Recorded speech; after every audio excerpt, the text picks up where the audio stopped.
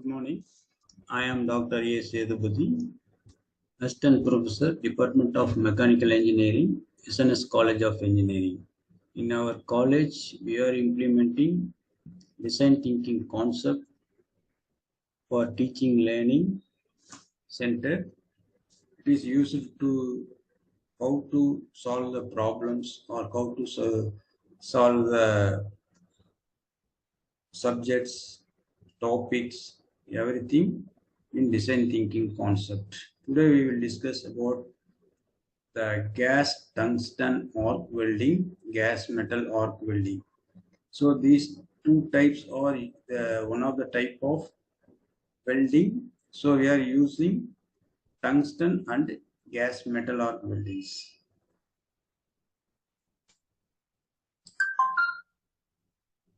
So what is gas tungsten arc welding?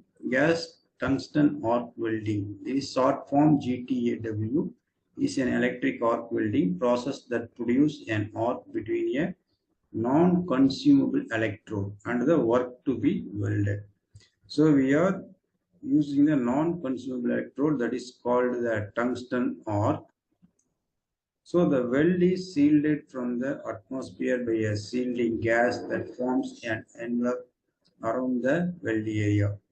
So gas tungsten arc welding is versatile and can be used on ferrous and non-ferrous metals and depending on the base metal in all welding positions. The process can be used to weld thin or thick material or without a filler material. So what are the welding equipments usually in the this process is welding torch, power supply, then tungsten electrode shielding gas. So the schematic diagram shows what are the equipments, how it connected. So principle of operation: to strike the welding arc, a high frequency generator provides a path for the welding current through the shielding gas, allowing the arc to be struck when the separation between the electrode and the workpiece is approximately 1.5 to 3 mm. In inches, 0.06 to 0.12 inches. Bringing the two into contact also serves to strike an arc, but this can cause contamination of the weld and the electrode. While maintaining a constant separation between the electrode and the workpiece, the operator then moves the torch back slightly and tilts it backward about 10 to 15 degrees from vertical. Filler material is added manually to the front end of the weld pool as it is needed. So equipments, we are using electrodes. Electrodes for DC welding are normally pure tungsten with 1 to 4% thoria to improve arc ignition. Alternative additives are lanthanum oxide and cerium oxide, which are claimed to give superior performance. So shielding gases. So the argon and helium are the two most commonly used shielding gases used in GTAW, that is called tungsten arc welding.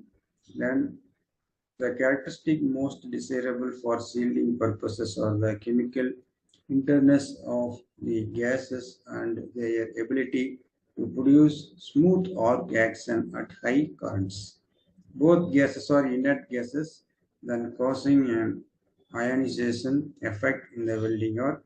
They protect the tungsten electrode and the molten weld pool from the atmosphere. So what are the applications in tungsten arc welding? Almost all metals and alloys having various thickness and types of joints can be welded in this type of welding. It finds its greatest application in the welding of alloy steels, stainless steels, heat resistance alloys, refractory metals, aluminum and alloys, magnesium and alloys, titanium alloys, copper and nickel alloys, and steel coated with low melting point alloys. So the process is recommended for welding very thin sheets as 0.125 mm, in inches 0.005 inches. So the thin materials can be able to weld these type of weldings.